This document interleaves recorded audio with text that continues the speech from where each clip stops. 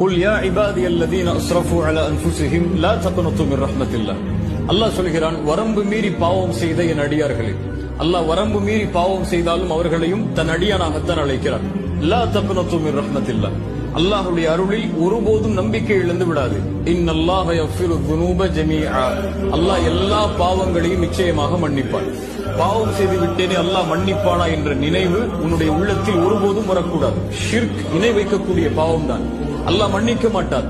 ஷிர்க்குடைய நிலையில் மரணித்தார். மரணத்திற்கு முன்னால் இணை வைப்பிற்கும் மன்னிப்பு உண்டு, பாவ மன்னிப்பு கேட்டார். தொழுகையை விடுதல் பெரிய குற்றம் தான், அதற்கும் மன்னிப்பு உண்டு. விபச்சாரம், இப்படி என்ன பாவத்தை செய்தாலும் மரணத்திற்கு முன்னால் வாய்ப்புண்டு.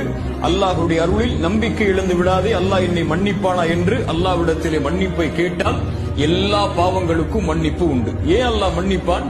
இன்னஹு ஹுவல் கஃபூருர் ரஹீம். அவன்தான் பாவங்களை மன்னிப்பவன், அவன்தான் இரக்க குணமுடையவன்.